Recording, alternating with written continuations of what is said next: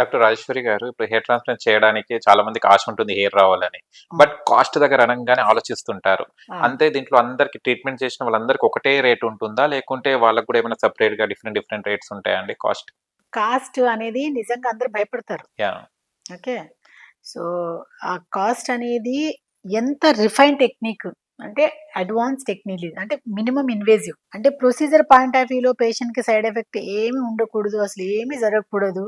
100% safe కావాలి అంటే కొంచెం డబ్బులు ఎక్కువైతాయి. ఓకే. సో, ఈ కాస్ట్ అనేది ఎలా పెరుగుతుంది, ఎలా తగ్గుతుంది అంటే డిపెండ్స్ ఆన్ వాళ్ళు చేసే టెక్నిక్‌ని బట్టి. ఓకే. ఇప్పుడు ఆపరేషన్ ద్వారా గూడా మన హెయిర్‌ని ట్రాన్స్‌ప్లాంట్ చేయొచ్చు. ఓకే. దాంట్లో తక్కువ డబ్బులు అయ్యే ఛాన్సెస్ ఉంటుంది. బట్ అది ఆపరేషన్. మొత్తం కట్ జేస్తారు, సూచరేస్తారు. అది పెయిన్ కొంచెం సైడ్ ఎఫెక్టు, పెయిన్ ఉంటుంది. జనరల్ అనెస్థీషియా ఇస్తారు. మళ్ళీ వారం రోజుల తర్వాత మళ్ళీ సూచర్ తీయాలి. ఆ! ఈ వారం 10 డేస్ పాపం మనకి కంఫర్టబుల్ ఉండదు. ప్లస్ చిన్న చిన్న నరాలు గూడా కట్ అయ్యే ఛాన్సెస్ ఉంటది. అదే. ఆపరేషన్ టెక్నిక్‌లో. బట్ తక్కువ రేట్‌లో చేసేస్తారు. సో, ఆ టెక్నిక్ వద్దు అనుకుంటే ఇంకొంచెము రిఫైన్ టెక్నిక్. హ్మ్. అది కొంచెం కాస్ట్ ఎక్కువుంటది. సో, కాస్ట్ అనేది డిపెండ్స్ ఆన్ టెక్నిక్స్. ఓకే. ఇంకో cost depends on number of grafts. మాకు గూడా టైము ఇప్పుడు తక్కువ గ్రాఫ్ట్‌లో తక్కువ టైంలో బయట పడతాము. ఎక్కువ గ్రాఫ్ట్ కావాలంటే ఎక్కువ స్ట్రెయిన్ అవ్వాలి. అదే. ఇది టీమ్ ఆఫ్ వర్క్ కదా! సో, గ్రాఫ్ట్ అనేది ఇప్పుడు కొందరికి 3500 గ్రాఫ్టే కావాలి. కొందరికి 5000 గ్రాఫ్ట్ కావాలి. సో, టైం గూడా ఎక్కువ తీసుకుంటది. So, depends on graft also. And ఇంకోటి ఎలా చూసుకుంటామంటే ఇప్పుడు 5-7 అవర్స్ అంటే పేషెంట్‌కి బెడ్ ఇవ్వాలి అవును. హాస్పిటల్‌లో. So, bed cost depends. దాని తర్వాత ఆపరేషన్ థియేటర్ కాస్ట్. తర్వాత సర్జన్ కాస్ట్.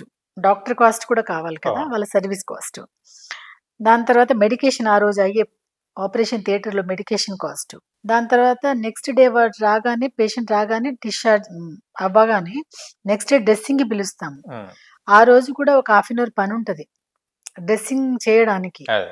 సో, ఇవన్నీ కూడా హాస్పిటల్ ఓరియెంటెడ్. హ్మ్. టిల్ డ్రెస్సింగ్ చేసేంత వరకు డిపెండ్స్ ఇది. ఇయన్నీ కలిపి కాస్ట్ అనేది డిసైడ్ జేస్తారు. హుహు. అచ్చా! ఓకేనా? ఆ! ఓకే. అంటే కాస్ట్ పరంగా అంటే చాలా వరకు పేషెంట్స్‌కి అన్నట్టు ఉంటది కొంచెం తగ్గించుకోవాలి అది అని. అవునవును. మళ్ళీ యాస్ ఎ డాక్టర్‌గా మీరు దేనికి సజెస్ట్ చేస్తారు పేషెంట్‌కి? పప్పు గారు నా దగ్గర patient different different class peoples, వస్తుంటారు. డిఫరెంట్ డిఫరెంట్ ఎకానమికల్ ఉన్నవాళ్ళు, డిఫరెంట్ డిఫరెంట్ అంటే ఒక రూ. 500 ఎవ్రీ డే సంపాదించే పర్సన్ నుంచి 1,00,00,000 వరకి సంపాదించే పర్ డే. యెస్. ఆ కేటగిరీ పీపుల్స్ వస్తూ ఉంటారు. మనం ఏ కేటగిరీలో మనకెన్ని డబ్బులున్నాయో పక్కన పెడితే అందరికీ హెయిర్ అనేది ప్రీసియస్. యెస్. అందరికీ కావాలి. అందులో మనకి ట్రాన్స్‌ప్లాంటేషన్ కాస్ట్ ఇక్కడ. ఇప్పుడు 500 పర్సన్ పాపము లక్షల్లో కావాలంటే బేర్ చేస్తాడా? చేయలేడు. చేయలేడు. బట్ ఆయనకేం గావాలి? హెయిర్ హెయిర్ గూడా. ట్రాన్స్‌ప్లాంటేషన్ ద్వారా హెయిర్ గావాలి. పోనీ వేరే తక్కువ రేట్‌లో ఉన్న ప్రొసీజర్ ఏమైనా చేద్దామా అంటే హెయిర్ రాదు. అదే. సో, ఇలాంటి కేటగిరీ వాళ్ళకి మనం ఏం డిసైడ్ చేస్తామంటే మా ఓహ్! క్లినిక్‌లో నేను తీసుకునేది ఓకే. పర్సనల్‌గా చెప్తున్నా. 2 కేటగరీగా డివైడ్ చేస్తామండి. హ్మ్. ఒకటేమో లెస్ థాన్ 2500 గ్రాఫ్ట్. ఓకే. ఇంకోటి మోర్ థాన్ 2500 గ్రాఫ్ట్స్. ఈ 2 కేటగరీని మనం సెలెక్ట్ చేస్తాము. సో, లెస్ థాన్ 2500 కనుక వాళ్ళకి అవసరం అయితదో అంటే కంపల్సరీ 25 కాదు. 1500 కూడా కావచ్చు వాళ్ళకి.